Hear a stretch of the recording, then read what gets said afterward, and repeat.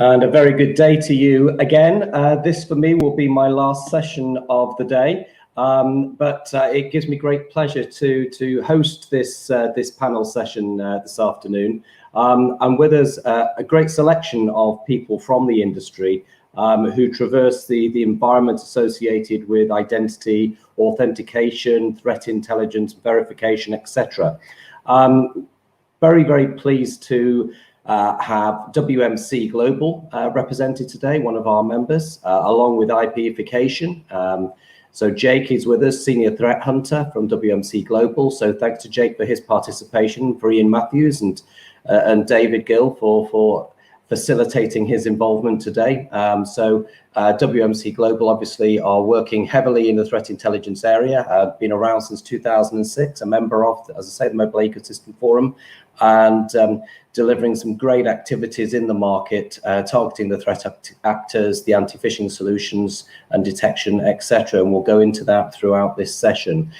In addition to Jake, I would like to bring onto screen Stefan from the CEO and from IPification, again, another member of ours, Stefan Kostic. Stefan, thanks very much again for joining us today. Pleasure to be here, Paul. Good afternoon to you, sir. So for those of you who don't know Stefan, as I say, is the CEO of IPification, who have been developing their position in the marketplace from the perspective of advanced mobile authentication solutions, and in particular, passwordless, which is a joy to me, given how much I detest 2FA.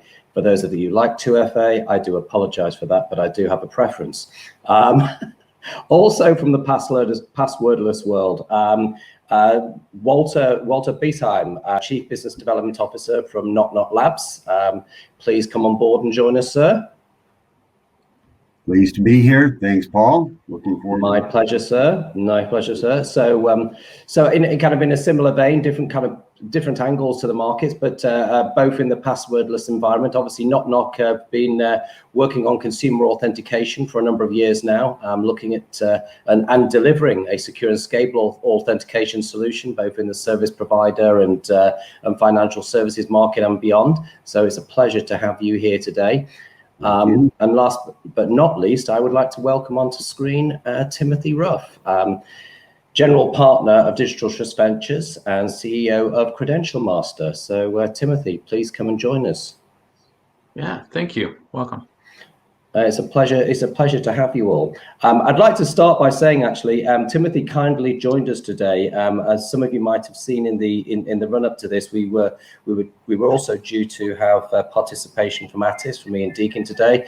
Sadly, due to a family matter, a member of his family being critically ill, he's had to return home to be with his family. So we send him our wishes, thoughts and prayers, and those to his family as well at this difficult time for them all. But Timothy, thank you so much for joining us. And it's a pleasure to have you. So I'll just go around because we've obviously got a good session ahead of us. Jake, I'll go back to yourself just to introduce yourself and your kind of role and activities at WMC, first of all, if I may. Absolutely. So as you said, I'm Jake Sloane, working at WMC Global. I'm one of their senior threat hunters, which means I spend a lot of the time looking at SMS spam and SMS phishing. My job is to find and detect the newest and greatest credential phishing attacks. Recently, as I'm sure we're all aware of the FluBot campaign, we've started to now, with our unique visibility, started to move into sort of the more malware SMS space, because we've suddenly realized we've got all this data and we can give really good insight to lots of other companies to try and understand that. So my background is cyber threat intelligence, so trying to track threat actors, track campaigns, trying to affiliate things back to a person, a group, to try and understand their motives and their means, etc. So that is me. Paul, I'll pass it back to you. No, absolutely, and obviously that fits perfectly well with obviously the purpose of this session from the perspective of to trust or not to trust, securing the chain of custody. And as Stefan knows from my first conversation with him, something that I'm very passionate about is zero trust. So Stefan, I'll let you introduce yourself, because I know you are too. Yeah, definitely. Thanks a lot, Paul. So I'm Stefan. I'm the CEO of IPification. Probably you've heard, the company that is building the backbone of what we call the next generation mobile authentication, together with the mobile operators around the globe. As Paul said, zero trust architecture is actually becoming a buzzword, and we are happy that together with the operators, we are giving our contribution in actually putting additional security on, especially the mobile device perimeters and the possession factor when it comes to user authentication, and yeah, looking forward to make this a new paradigm shift in terms of cybersecurity a reality together with the rest of the players in the scope. Fantastic, Stefan. Thank you. And Walter, obviously, you've been around the industry for a number of years and been doing some really innovative projects. You've obviously been with the CTIA historically as well. At Not Labs, obviously, you were founding members of the FIDO Alliance. So I'll let you kind of introduce yourself and your esteemed qualities. Sure. Thank you very much, Paul. Yeah, about 8 years ago, the folks at Not Labs, who most of whom came out of PGP, which were the people who really initiated the whole concept of SSL implementation. Knock said, we need something better for user-based authentication. And they actually developed the FIDO standard and contributed the IP to start the FIDO Alliance. So since then, we've been working with a number of major players in the industry, mobile network operators, major global banks, financial services organizations, people like Verizon, T-Mobile, NTT Docomo, SoftBank, major banks in Japan and China, Intuit in the United States, and now more recently with people in the payments industry to deliver FIDO strong customer authentication. And now is the time for the real, for everything to converge. And we're seeing an enormous amount of preparation for the adoption of FIDO across the board. And I'm pleased to say that a number of the vulnerabilities that have been identified in the last 4 or 5 sessions here at MEF Connects are vulnerabilities that FIDO eradicates. So I'll talk a little bit about that afterwards. I don't want to go through the entire pitch here at the intro, but I'm excited about being here and excited to talk to people in the industry about what FIDO is going to mean to their lives and their users' lives in the immediate future. Thank you very much for that, Walter. And no, it's been an interesting few sessions, actually. I think there's been some really well, all of the presentations have been absolutely superb. I'm really pleased with the content that we've been able to pull together today. And there's been some common themes as well throughout the day. Right the way from the issues of budget, the issues of the human aspect of this, the challenges of the CISO, etc. And the piece of trust has kind of come into it throughout as well. And just before, obviously, where Stephen, who like myself, we both used to work for iConnective. He said he hadn't reported a spam message before. I'm fortunate on my mobile operator, I can do it automatically. But by chance, even on Friday afternoon, I don't really pick up unless it's got somebody's name on it that knows me, who's got my number. I don't usually answer a call, but I did. Fortunately, I didn't press 1 or anything like that because I had a message saying, you have £900 sitting in your account ready to go to X, Y, and Z on your Visa debit account. Please press 1 to authorize. I was like, oh, really? No, I don't think I'll do that. And I'll just send that one to spam. But one of the key aspects about this is behind all authentication and identification of threats is who's the originator? What's the identity?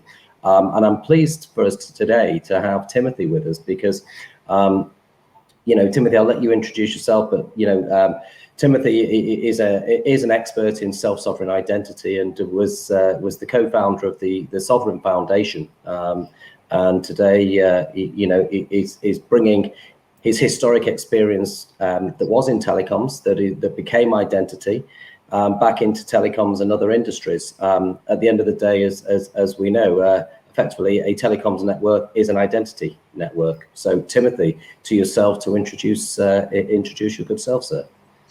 Pleased to be here. And I think one of these things is not like the other. I think I am the least experienced of the group here in terms of applying some of these technologies to telecom. I was recently, after almost a 20-year stint in telecom, I haven't been in the space since 2011. And my goodness, in the last decade has a lot changed.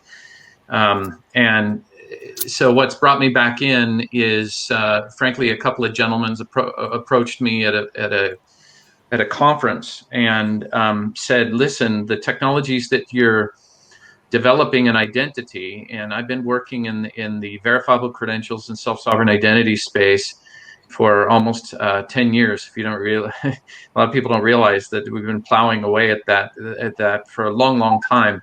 But the financial sector, academic sector, supply chain, and now government broadly around the world are starting to adopt some brand new approaches for identity. And it's not just identity, it's about authentic data.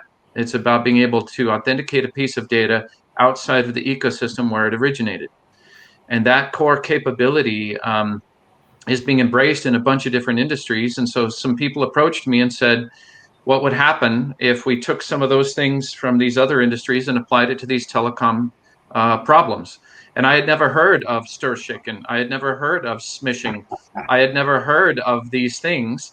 And so they brought me up to speed, and I pulled together my partner in Digital Trust Ventures, Sam Smith, who's probably the world's foremost expert in identifier theory and digital signature systems. And we have been toiling away behind the scenes and working on some pretty exciting potential applications of these technologies. So really the perspective that I bring is what's happening outside of telecom in identifiers and digital signature technologies that could potentially be brought in and make a difference to these strangely named problems. Whoever named stir shaken, probably, I don't know, either deserves to be fired or get a bonus. I don't know. Well, inside connective people know where that came from. We know that. Yeah, well, I'm no comment, Walter. No comment, Walter. If you're watching, by the way, we love you. But kind of coming back to today, I'm going to start with Jake actually, because I think what you've been working on most recently, it offers a really nice flow from the perspective of the challenges that the industry faces. And as we were talking about, I know that you're currently, you're constantly monitoring these threat trends on mobile devices, and recently noted the new crypto puppeteer credential phishing attacks being sent obviously via SMS to UK consumers, where they were masquerading as a large number of UK banks, and obviously having the ability to bypass MFA, including 2FA, and clearly further to credential phishing. You were also among the first companies to detect the ever-increasing threat of FluBot Android malware here in the UK. Based upon your visibility and insights, Jake, what can you tell us about the crypto attacks, FluBot, and more importantly, what more can be done to prevent such malware and credential phishing attacks on mobile in the future, based upon all the insights that you've gained? Yeah, absolutely. Great question. So, as you said, we recently partnered with Akamai, which is the large global content delivery network, cybersecurity and cloud service company. And we supported them, and we helped develop their State of the Internet report, which I also helped co-author.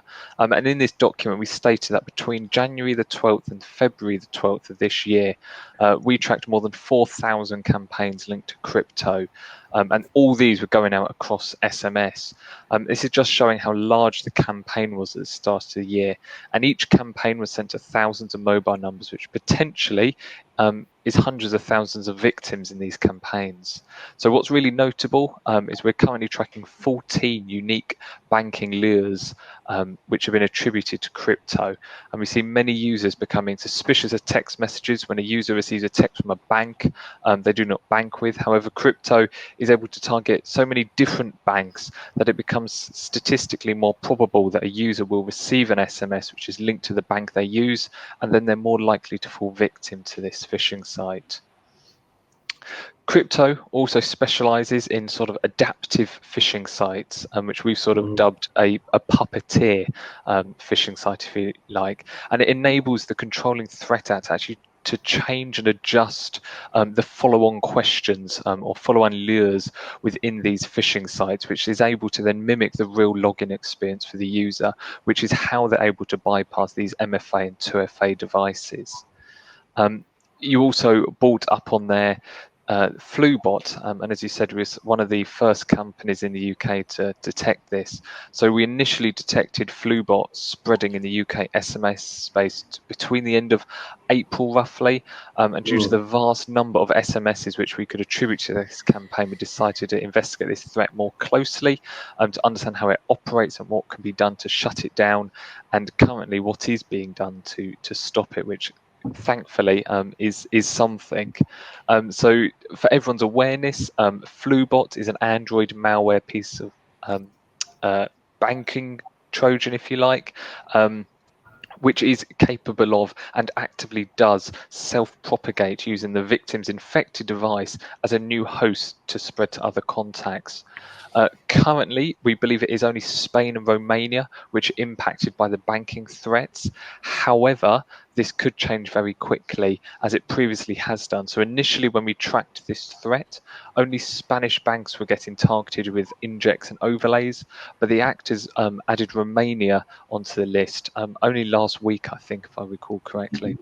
So FluBot does pose the ability to steal a user's crypto wallet credentials, and this poses a financial risk to anyone which downloads or installs the malware. As the malware spreads, more devices are infected, which is building up a very large and powerful botnet for the controllers. We've seen a very sudden and large surge in the UK, with the malware continuing to spread throughout European countries. So what is being done to protect and prevent this, and what does need to be done? Well, telco providers are working together really well, and they're putting in active blockers in place to detect and remove FluBot SMS text within the networks. We've seen a number of telcos which actually block mobile phone devices completely from the network until the mobiles are cleaned up. We are working with a number of telcos to support them in this drive. However, sadly, not all telcos have the same technology in the back ends. We really are looking at sort of the message flow information, and as we can all appreciate, everyone's going to be working at different speeds back there. We want to see more collaboration between telcos providers who are delivering these SMSs to customers, and also threat intelligence companies who can detect, sort, and normalize these threats. So we can detect a huge number of credential phishing SMS campaigns, and with shared collaboration of the telcos, we could stop and protect more customers, which would assist customers and banks from these financial losses. No, I think it's all very, very valid stuff, Jake. And I think what's interesting is the perception in the marketplace towards some of the issues that actually are ongoing here. And clearly, collaboration is key. It is the only way to solve key cybersecurity problems. You can never be 100%. That is not the way that the world works. As somebody said recently, the innovation award for effectively for fraud and cybersecurity should go to the fraudsters. But I think what's also interesting, and I'll open this up to the panel on this one before we kind of go on to the next point, is the perception in the marketplace of smishing and phishing. Is it the same? Is it the same in terms of how you detect it and how you stop it? What's your view there, Stefan, from the perspective of IPification? How do you perceive the piece? Obviously, we've got a key question to obviously ask yourself, as you know, that leads into this. But what's your view of SMS phishing to email phishing? Yeah, I mean, what we've seen, by working with a lot of companies in the fintech space is actually that these attacks are actually ever increasing. It's a funny thing that just last week we got like 2 phishing attacks.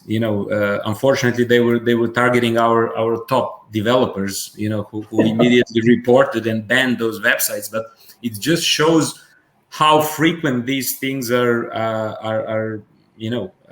became. And it's mostly, it's not even only around your banking applications and tricking into leaving your credentials for financial institutions, but what we are seeing is an increasing attacks in terms of leaving Facebook credentials, other social networks, Twitter handles and passwords, etc., which is unfortunately also being recycled and being used in many other services. So how we are seeing it is growing, and in terms of how to prevent it is so far, at least the feedback we got directly from some of the banks and enterprises, that they're having a very hard time.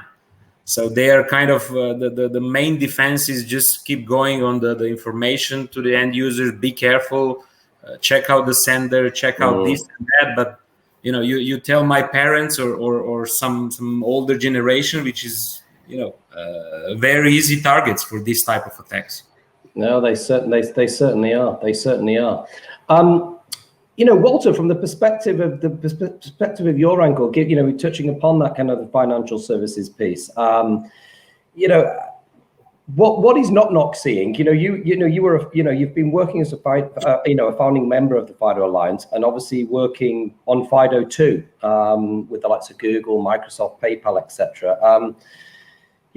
What benefits do you think will be realized from this in areas such as omni-channel communications? What benefits and changes do you think can kind of come about? But also, the implications of PSD2, from SCA, be you a bank, mobile payments company, transaction services provider, MNO, etc.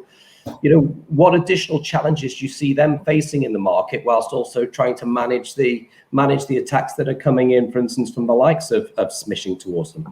Sure. Well, backing up a little bit to the comment before we talk about FIDO is because that I spent an awful lot of time at CTIA around smishing, working with Apple and Google and the tier 1 mobile network operators in the United States. And, certainly smishing is the much more fertile ground than email phishing, right? Number one, sophisticated users have access to a lot more information in the email environment, and I think they've been sort of used to dealing with phishing in the email environment. But it's a little bit of a conflict with smishing because, for example, just 15 minutes ago, I had to cancel a COVID-19 test. And the only way I could cancel it was clicking on a link in a text message, right? So this is a conflict. This is the only way I could cancel was to click on that link. But we've been taught, don't click on links in SMS messages. Absolutely. There's a lot being done around that, as you know. I mean, there is this verification authority for RCS, and I think that's going to change the RCS messaging world a lot. Absolutely. Very much so. Phishing is a big issue, and SS7 is a big issue. There was a comment before about only putting a firewall in place for international traffic and not domestic traffic, but domestic traffic is still a big vulnerability for smishing. So we need to have a better solution for that, and part of that is sorry, I'm just gonna shut this guy down. Part of that is identifying the source, which is what smishing, most anti-smishing tries to do, either identify or block the source as fraudulent. But the other part of it is having the ability for the user to also be identified from an authentication perspective. And that's the area that we are, right? We're not in the area of providing verification of the originator, although we can do that with FIDO. Our real focus has been on the necessary forklift upgrade of password-based authentication that is long overdue. Everyone knows, right? And so FIDO is the industry standard next generation secure passwordless MFA solution. And it's been proven by implementation in mobile apps by global MNOs, by global banks, by financial services companies. And now that's spreading more into not just the mobile apps arena, but over the past 3 years, the inclusion of Google and Microsoft and Apple in the FIDO Alliance at the board member, and also supporting a FIDO in all browsers so that you can register a user and you can perform secure customer authentication in any major browser with the browser working on it. The other thing is that just last week, Apple announced the fact that just like Google, they are going to allow a single registration on a device to be used either in the iOS app or in the use of Safari on the phone. So in an Android, you can have a single registration, and it can be used both for a Chrome session and for an Android app. So all of these things, along with a lot of other things that are happening in the industry around FIDO, are driving the adoption of FIDO. And FIDO 2, just so that people understand, people think of that as it's the second version of FIDO. All it really is it's the addition of something called web authentication, right? So what that means is that all of the functionality is in the browser, so you don't have to download an app or any libraries to perform multi-factor authentication.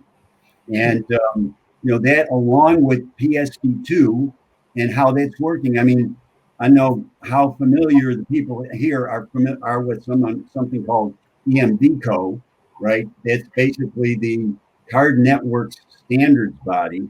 And EMVCo has identified FIDO as the only methodology for doing what they call delegated authentication, right?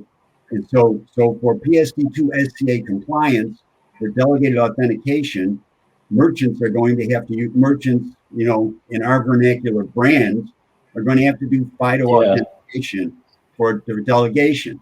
Now, having said all of those great things, it takes a long time for banks and MNOs and financial institutions to adapt and to adopt.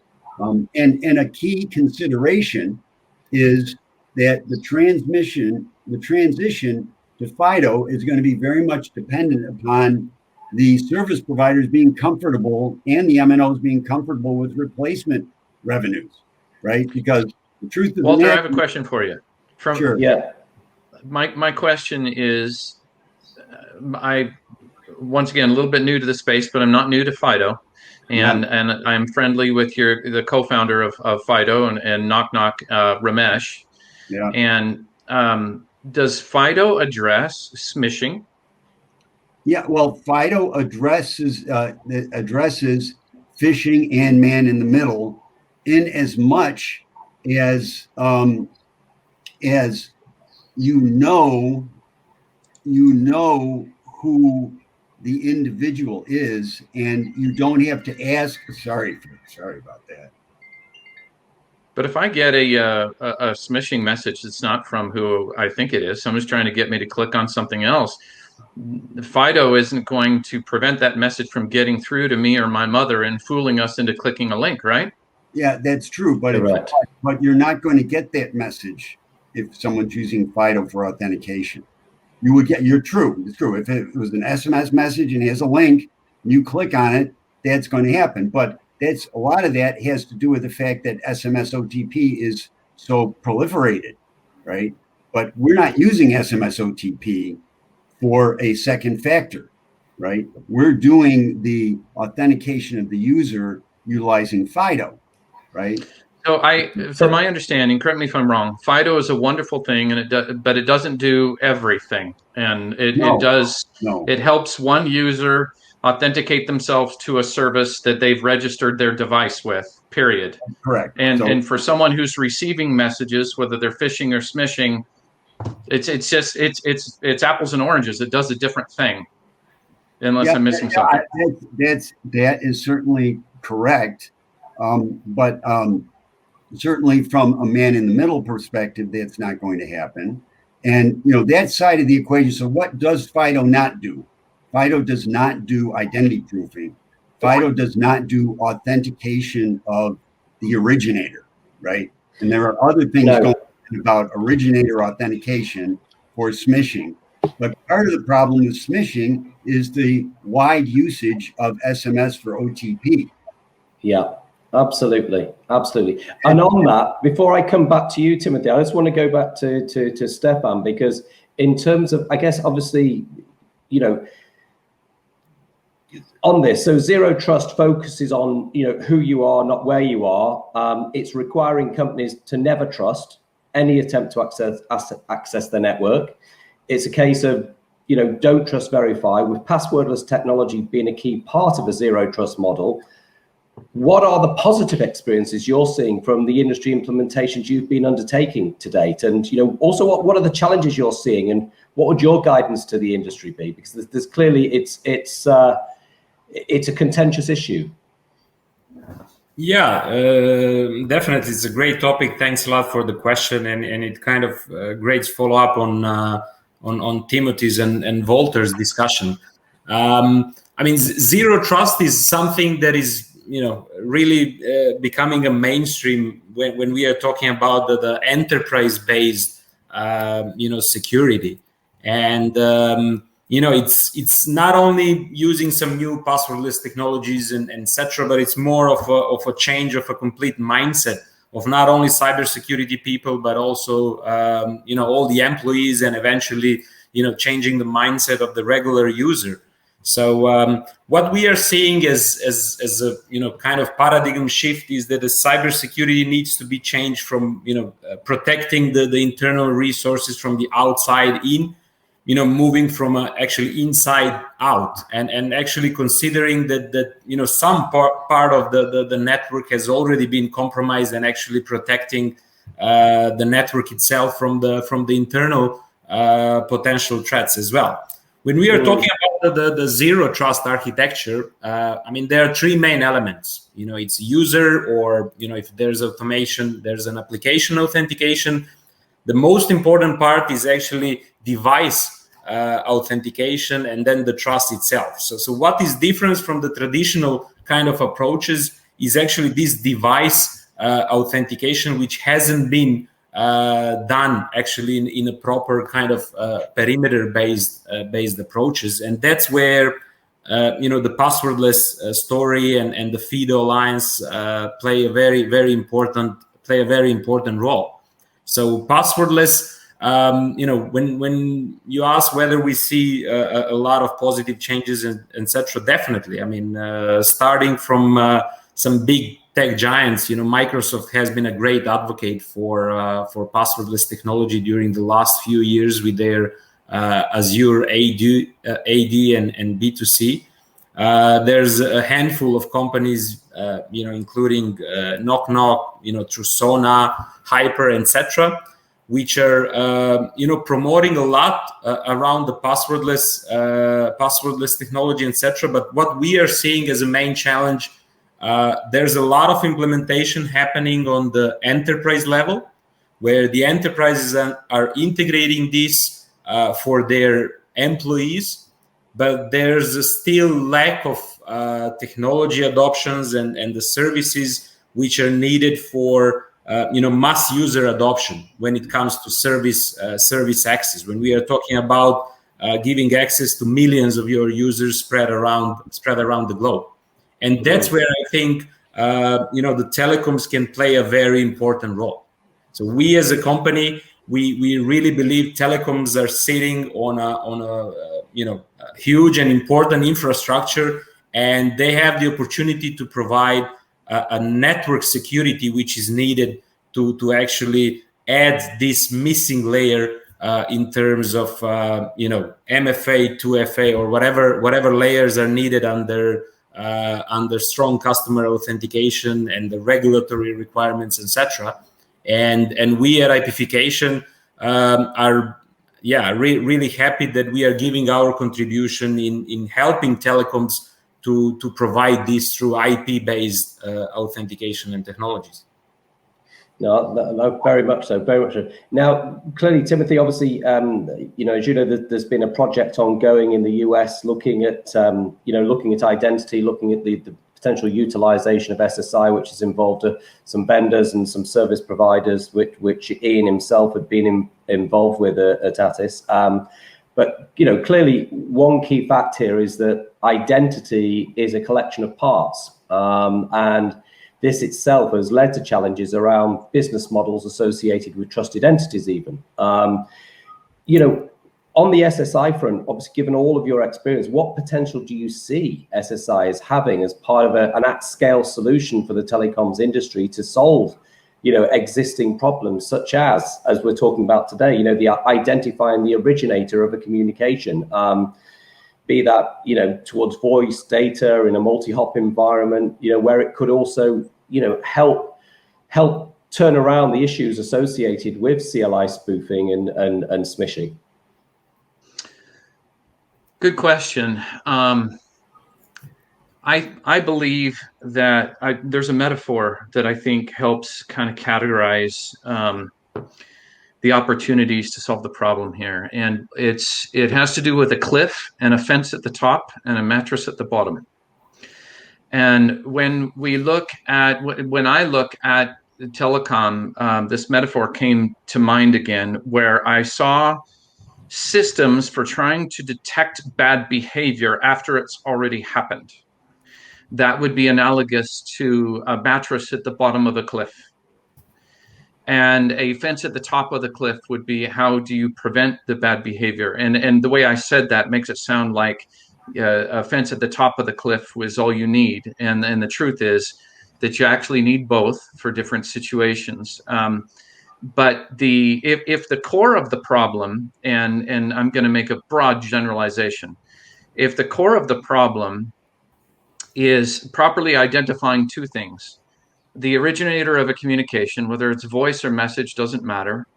Who is originating the communication? And two, do they have the right to use the identifier that they are using, the phone number that they are using, the short code, long code, whatever it is? Do they have authority to use that number? From the 6 months, I guess, behind the scenes that we've been talking about it, it seems like if we could address those two problems from a foundational standpoint, and that originator, by the way, may not be a person on a mobile device or with a registered FIDO situation. It could be a person in a call center using a massive, message origination system. It could be a chatbot. It could be something, that has zero to do with anything that could be used in a FIDO type of manner. But nonetheless, it is still an originator of a communication. So if that's a correct distillation of the issue, what's the identity of the originator, and do they have the authority to use the calling number or calling identifier that they are presenting? Then absolutely. The answer to your question is, Paul, that some of the technologies, specifically with verifiable credentials, specifically with key event receipt infrastructure, CARI, which is being adopted by GS1 for QR codes and barcodes all over the world, and also the GLIFE, if you guys have ever heard of the legal entity identifiers, the Global Legal Entity Identifier Foundation, that are issuing, Bank of America, no matter how many subsidiaries around the world they only have one legal entity identifier for the whole planet. It crosses every international boundary to identify Bank of America in an interaction, and they are adopting some of these identifier technologies. It's the same problem in finance. How does an entity prove that they are really the entity? Or if you're a person representing that entity, how do you prove that you are authorized to represent that entity and not being fooled by someone trying to impersonate someone from that entity? Same problem in other industries, and it can be brought over at scale, highly performant in a way so that the originator of a communication can prove their identity and can prove their authority to use the calling identifier with long code or short code. They can do both. And so I think those things can be done. Now, unfortunately, it does require systemic change. There's a pitch and a catch here. There's an adoption issue that's maybe even bigger than what FIDO has already tackled. because you're talking about every person, organization, and thing being able to pitch and catch these attestations. But is it possible? Yes. Is it already being adopted in other industries on a global scale? Yes. Is it performant enough to handle all of the the latency requirements of the telecom industry? Yes, I think it can be done. Yeah, but what's the governance authority? I mean, that is really what the thing is. If you've been looking at Stir Shaken, you're familiar with the GAPA approach, right? And so what is the international governance authority for identifying a messaging originator? That's really where the problem is. And there's a good answer. No, there's actually a good answer. So I invite you to go to a website. It's gleif.org, GLEIF.org. This entity was established by the G20 as a result of the big financial collapse in 2008. So they have global reach. They already have 36 local operating units around the world. They've issued 1.7 million LEIs. These are legal entity identifiers to financial institutions around the world. And they are, by mandate of the G20, the identifiers that they issue are to be recognized throughout the financial industry. Now, that's the financial industry. But the point is that the same model, and Gleif is already interested. I've spoken with their CEO. Yeah. I've introduced them to the MEF. Point being is that there is at least one organization that is globally recognized as being able to issue an identifier that can be recognized across international boundaries. And I just want to bring Jake back in now, because obviously, Jake, you're performing live scanning at scale globally to detect phishing. You are seeing the challenges that the market face, the MNOs face, etc. Now, clearly, there are, as has been brought about throughout this day, one of the challenges also the infrastructure that exists, the solutions and applications that are that MNOs are using around the world can be different. There are different policies, different architectures, different supply chain models, and we know for a fact that 40% of attacks come from an indirect basis, and then there's the issue then in terms of how you actually choose the right vendors. That's not our problem. That is their problem. It's their job to identify the right types of vendors for this problem by having the right people in place at the same time as it is for any organization to have the right people in the right organizations with the right capabilities, delivering the right roles and adding value to them. That is the answer to, obviously, having the right supply chain, as well as having the compliance and policies in place to ensure that they are not bad actors or themselves have partners that could be bad actors. But what are your experiences from the perspective of, for instance, the spam protection type environment at WMC are seeing? Yeah, absolutely. So we've got a couple of things which we're doing at WMC Global. So at the moment, it's sort of a well-known fact that phishing sites stay online for approximately 24 to 48 hours before they're too well known, if you like, and firewalls eventually catch up and start blocking these sites. Google Safe Browse, for example, starts flagging it. So what we try and do is we need to detect this stuff as quickly and early as possible. So we're able to perform live scanning of URLs and domains, etc., while SMSs are in transit, if you like. It's a little bit high level. It doesn't actually work like that, but that's essentially what we do. We're able to scan very quickly. What we don't want to do is slow down SMS messages. Lots of vital information goes over the wire, but equally, we need to protect consumers. We see very small numbers of highly targeted SMS attacks. They do exist, don't get me wrong, it absolutely does happen, but the majority of SMS attacks are large campaigns sent to hundreds of thousands of people. So these are very easy to detect and then block at a network level. So it never arrives on a consumer's phone. So there's nothing for them to click.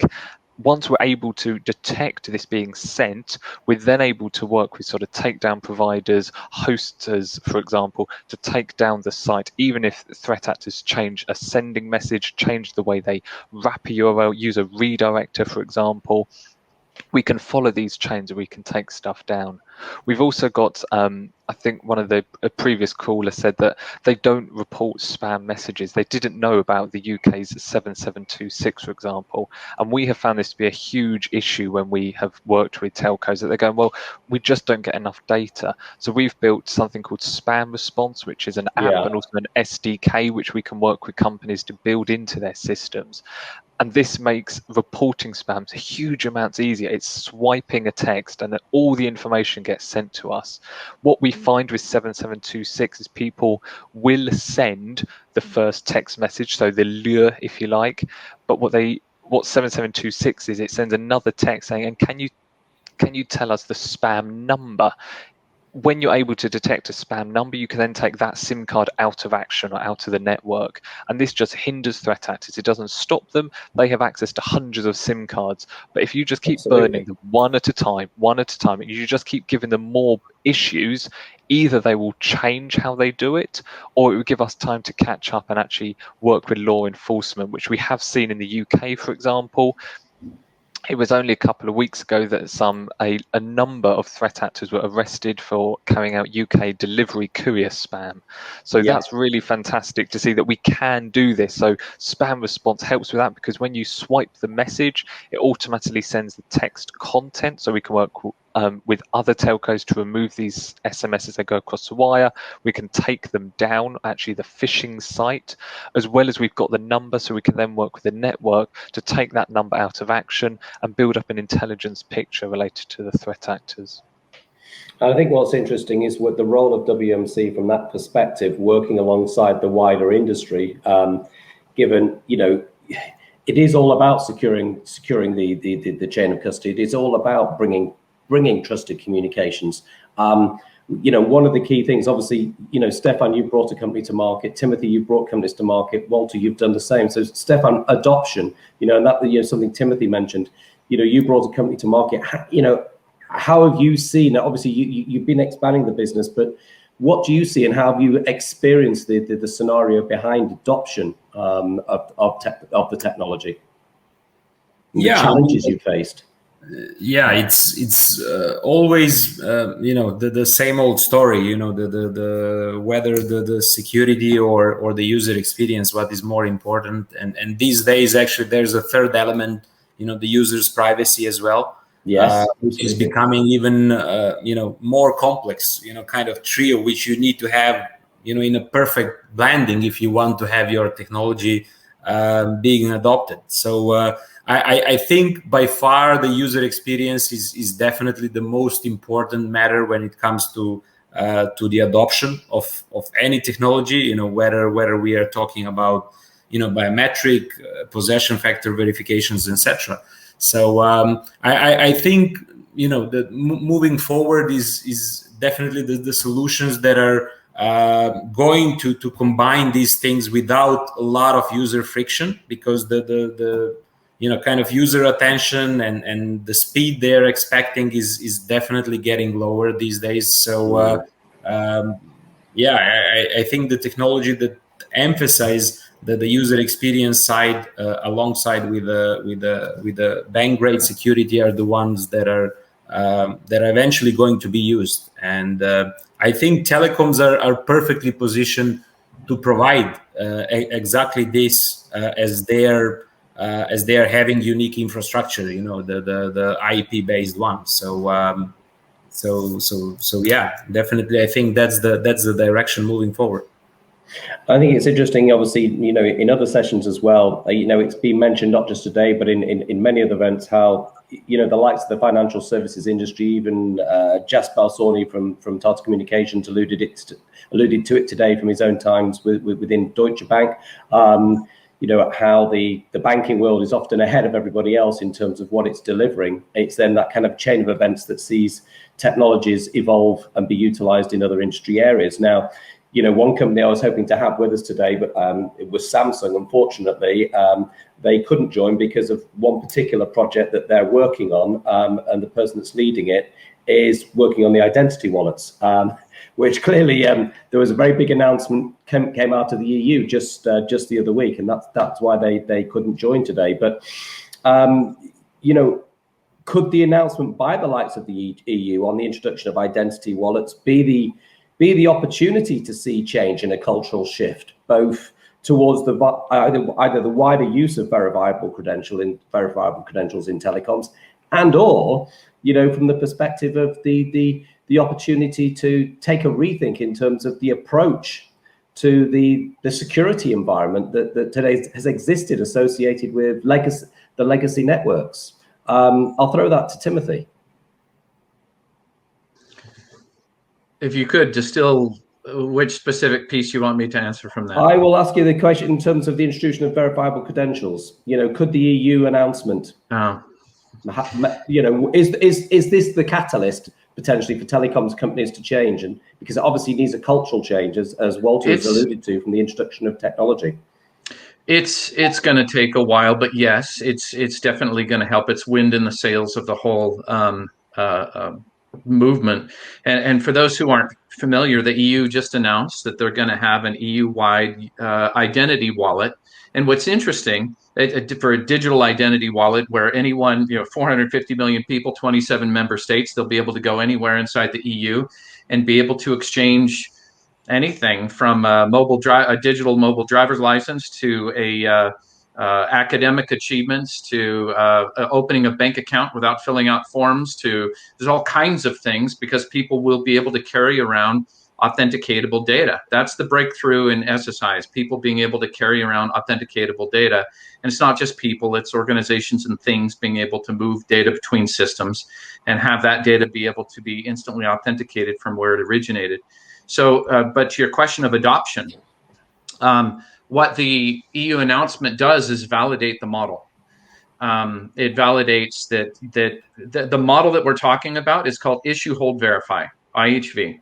It's the way things work in the physical world, where you are issued a physical license, or like a passport. Think of a passport.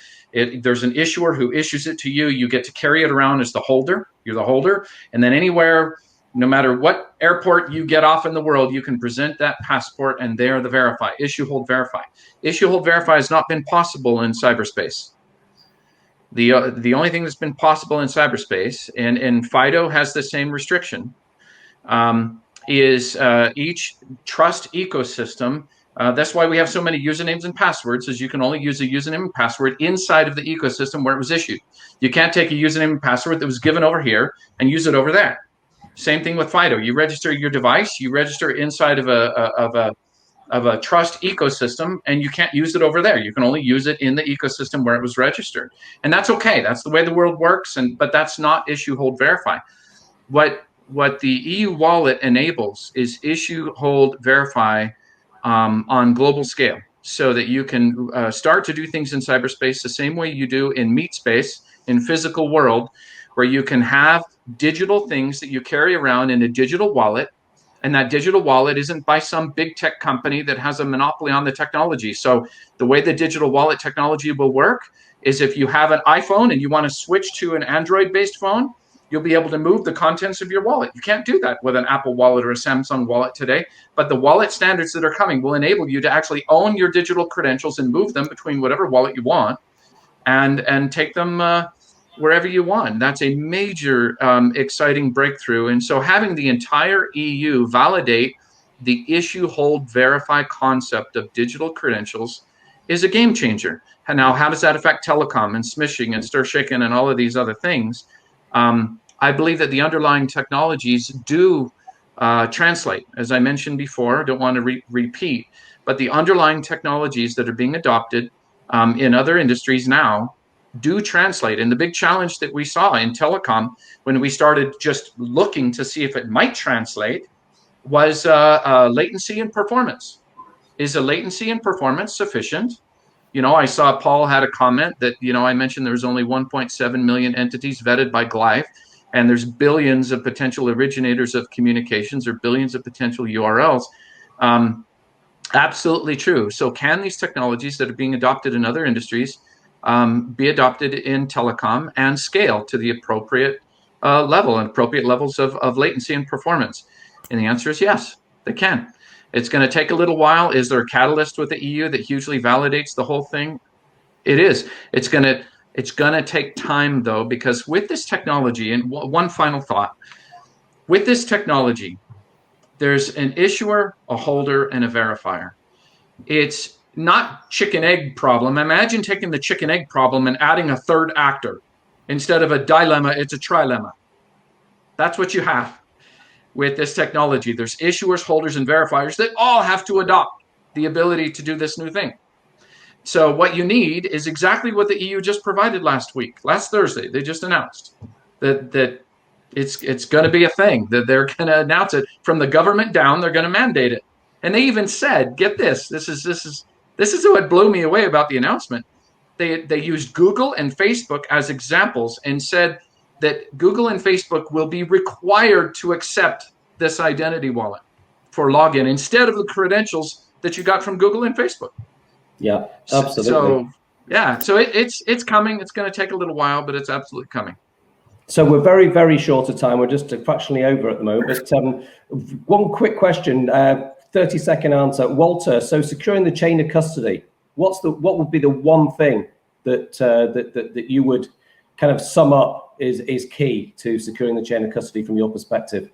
Well, I think it is a combination of a number of things, but certainly the concept of identity aggregation from a reliable source for both the originator and the receiver is really what's going to make a difference. There are plenty of technologies that can facilitate that on both ends of the equation. But the real question is, do you have a source of trust that you can trust for the identity of the initiator and the identity of the receiver? And I'm going to throw this to Stefan next. Same question to Stefan. Probably, I mean, the single word is standardization. Something where we hope to have a certain technologies emerge as a standard across all the industries if possible. I know there won't be a single winners, etc., but in terms of the certain industry players, including telecom industry, banks, alliances, etc., to kind of contribute in the best way they can, in terms of their capabilities and infrastructure, and the data that sits on, and try to standardize, the digital identity and the technologies around confirming the different factors. I think that's actually what's needed. Yeah, I think that's a fair comment, because people don't like platforms, but people will accept protocols. So if there's a standardized protocol, it will help. And Jake, from your perspective, from all the work that you're doing, you've got such a phenomenal insight to the visibility here. What's your view from the perspective of WMC Global, if there was a single thing there to help secure the chain of custody? We would very much side with we need more sharing, more collaboration. If we're able to read telco information much more easily, we would be able to share the information back to them, and we'd be able to prevent and stop a huge amount of things happening. So lots of telcos sort of keep all their data secret, and they're like, it's ours, we don't want to share it. As a result, that's then impacting users, because we have to find other ways to do stuff, which is normally after a campaign has run, rather than being able to perform intelligence before a campaign has run, and that way we can stop these things going out. Well, listen, Timothy, I think you've kind of given your view in before I ask the question. Listen, gentlemen, I really would like to thank you for your time today. A fascinating conversation. It's not an easy one. It's massively complex. Anyone that portrays themselves as being the god to all things, and they can do it and nobody else can, that's definitely not true. It is a collaborative effort, and security constantly evolves. So thank you to you all. I appreciate your time, and I'll speak to you all soon. Thank you very much indeed. Thank you. Thanks a lot.